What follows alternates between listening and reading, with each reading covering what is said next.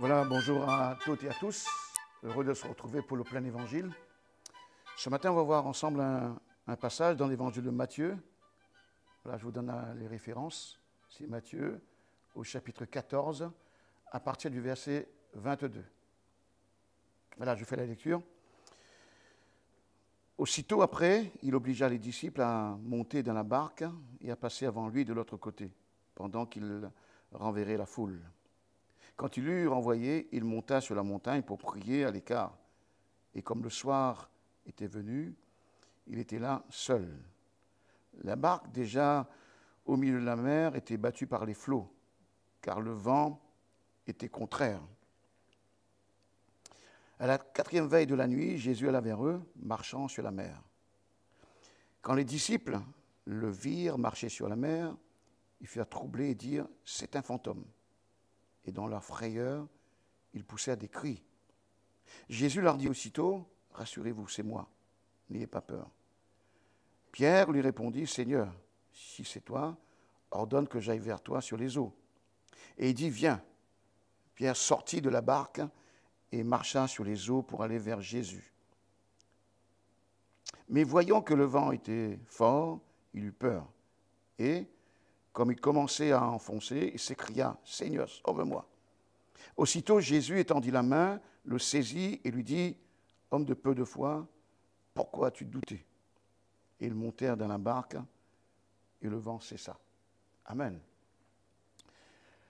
Le titre du message ce matin, c'est « Dieu vous aidera dans votre désespoir ». Je crois que le Seigneur ce matin va encore nous amener à comprendre quelques vérités de par cette parole que nous venons de lire.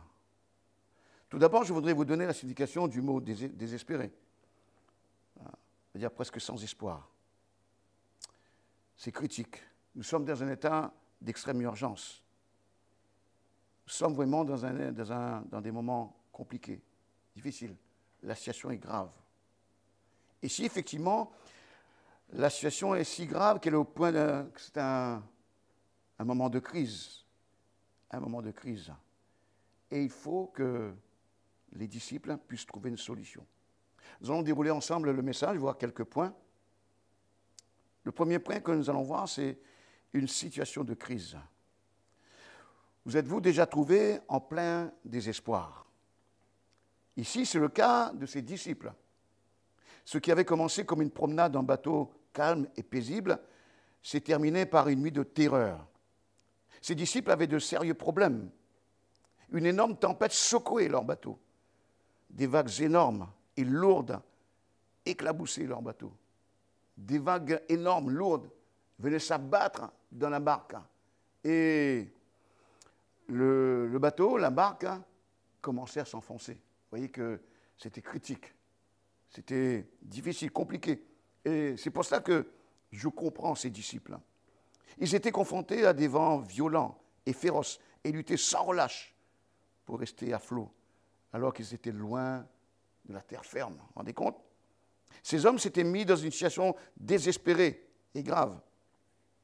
Ils étaient terrifiés, paniqués, remplis d'appréhension et de peur. Et ces hommes, ce sont des pêcheurs professionnels. Ils vivent de la pêche. Ils s'écrièrent « C'est un fantôme », car ils savaient que l'eau ne pouvait pas supporter le poids d'un homme. Et ils pensaient donc que c'était un esprit qui s'approchait vers eux. Pour eux, celui qui s'approchait vers eux, c'était un fantôme. Alors que la Bible nous dit que c'est Jésus, le Seigneur. Dans leur grand désespoir, dans ces temps de critique, dans ces temps critiques, dans ces moments désespérés, ils avaient du mal à reconnaître le Seigneur. Ils ne l'ont pas reconnu.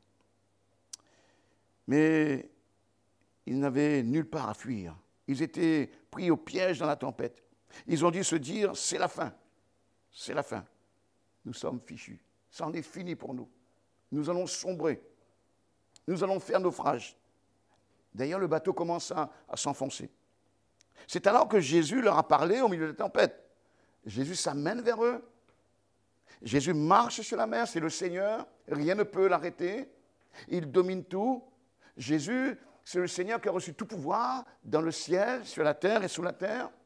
Et lorsqu'il parle, tout se plie devant lui. lorsqu'il parle, les éléments déchaînés obéissent.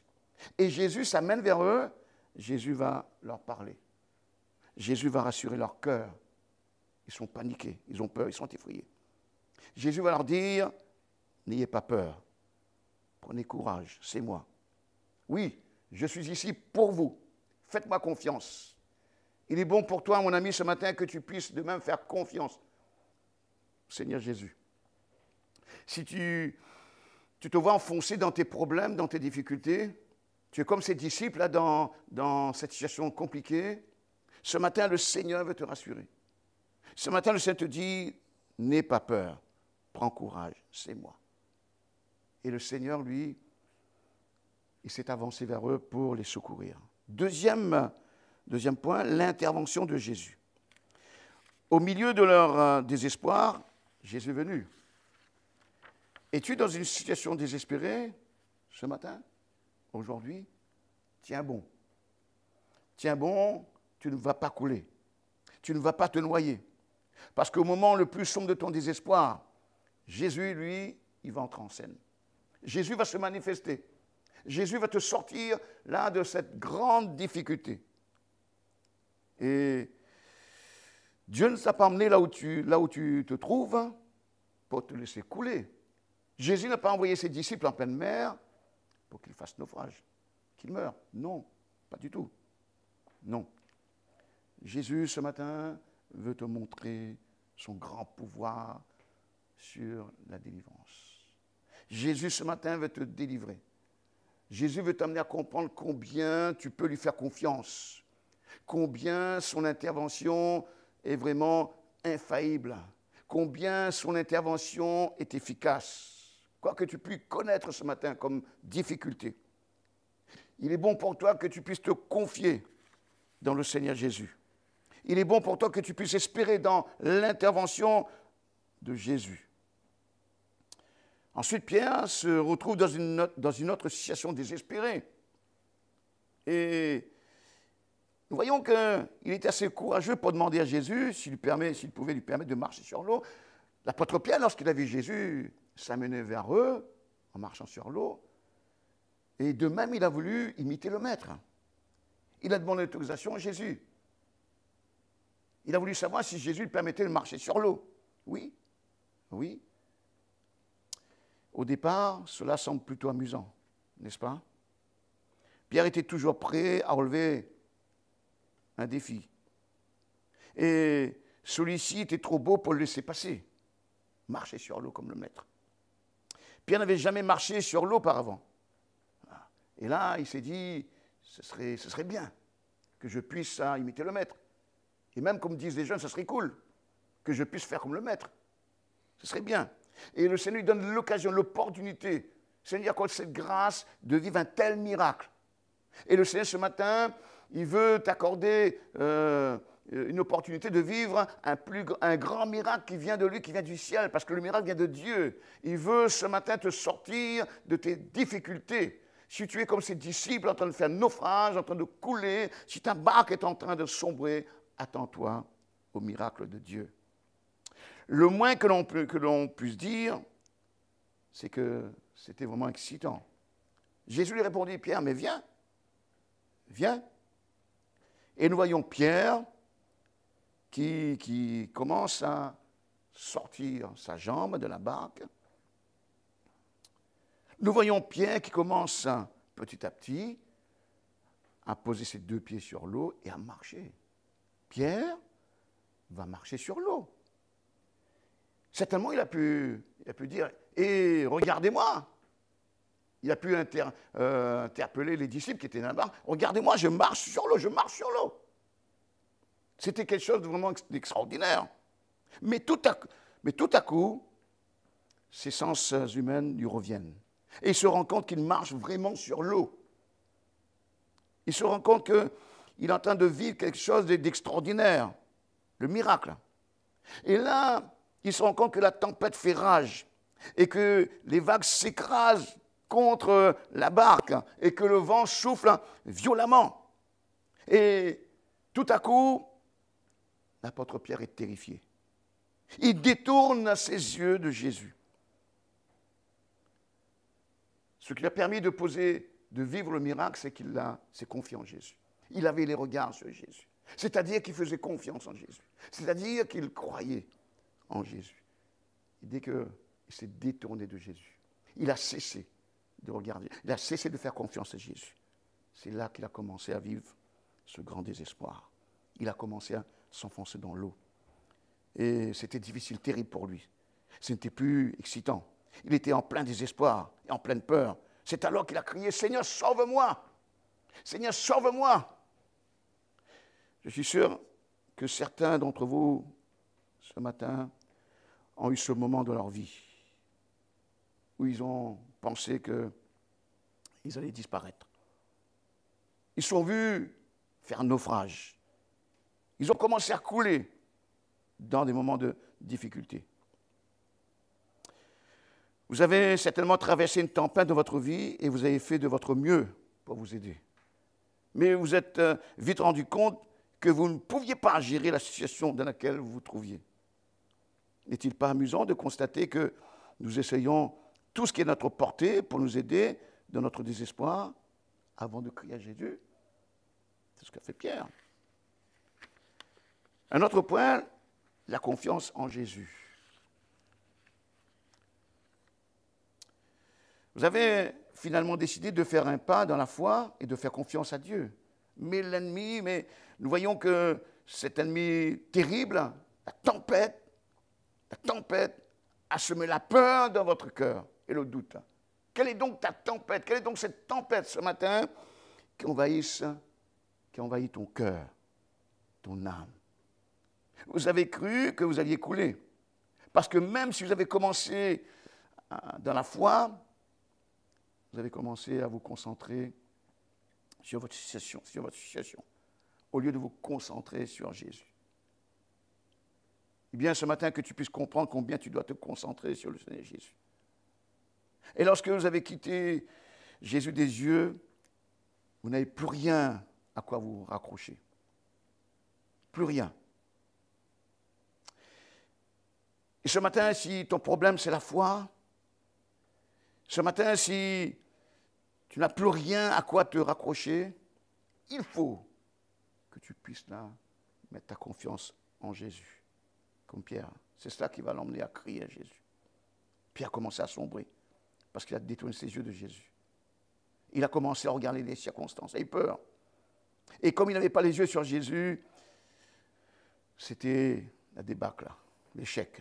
Jésus a tendu la main à Pierre et l'a saisi, alors qu'il était sur le point de couler. Il lui a dit, ô homme de peu de foi, pourquoi as-tu douté de moi? Pourquoi?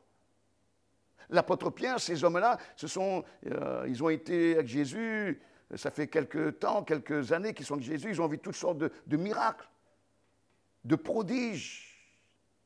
Et là, ils se retrouvent dans des difficultés. Mais celui qui a accepté de mourir pour toi à la croix ne peut pas te délaisser. Et comme il a vaincu la mort et qu'il est vivant, il interviendra et te sauvera. Il sauvera ton âme de la mort. Parce que Jésus est le sauveur. Pour qu'il puisse te sauver, il a fallu qu'il paye le prix. Il a fallu qu'il offre sa vie à la croix. Il a fallu que son sang soit versé. Le sang de Jésus nous pardonne de tous nos péchés. Le sang de Jésus nous donne la vie éternelle. Le sang de Jésus nous transforme. Le sang de Jésus nous donne de devenir enfants de Dieu. Jésus a offert sa vie pour tous les hommes. Pouvez-vous dire, Pierre avait un peu de foi lorsqu'il a marché sur l'eau. Mais vous avez raison. Il a commencé à avoir la foi. Mais cette foi n'a pas emmené jusqu'au bout. Pourquoi? Parce qu'il a cessé de regarder Jésus. Il a cessé de se confier en Jésus. Vous pouvez commencer à avoir la foi pendant votre désespoir, mais vous devez la garder, mais vous devez garder vos yeux sur Jésus. C'est-à-dire continuer à croire, à faire confiance. La foi, Jésus la donne à ceux qui s'approchent de lui. Ce matin, tu es invité à t'approcher de Jésus. Ce matin, approche-toi de Jésus. Vous ne pouvez pas perdre la foi au milieu de votre désespoir. Vous devez garder la foi jusqu'au bout. Si tu te concentres sur tes problèmes et que tu ne regardes pas à Jésus, tu sombreras. Tu feras naufrage. Et ce matin, tu peux te concentrer sur Jésus et non pas sur ton désespoir. Tu dois faire confiance à Jésus ce matin.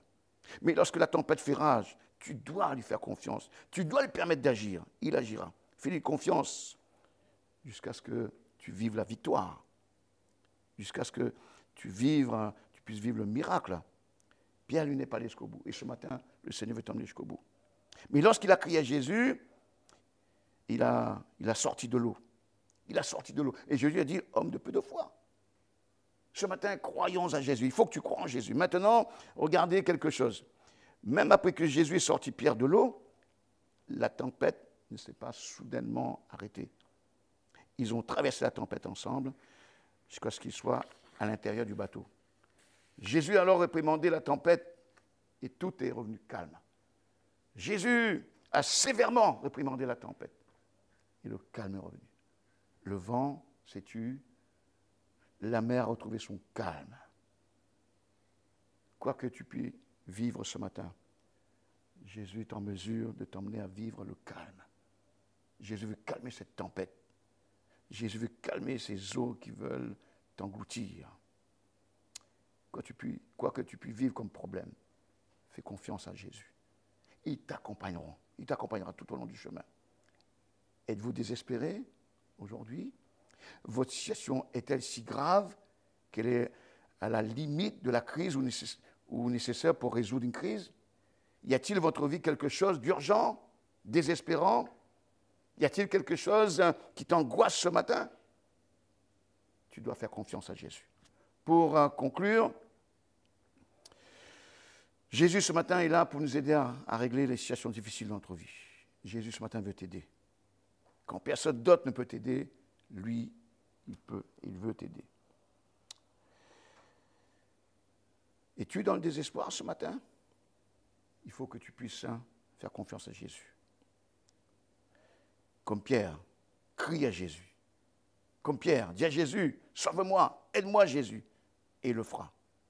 Lorsque vous serez au point de désespoir, criez à Jésus, faites-lui confiance, ayez foi en ses promesses, il vous aidera. Et la Bible est pleine de belles histoires de personnes désespérées qui ont été délivrées à chaque fois qu'ils ont crié à Dieu, chaque fois qu'ils sont confiants en Dieu. Vous devez lui faire confiance ce matin. Vous devez avoir la foi en lui. Vous devez mettre de côté tous vos efforts dérisoires et faire confiance à Dieu, le Dieu qui est le Dieu de l'impossible. Amen.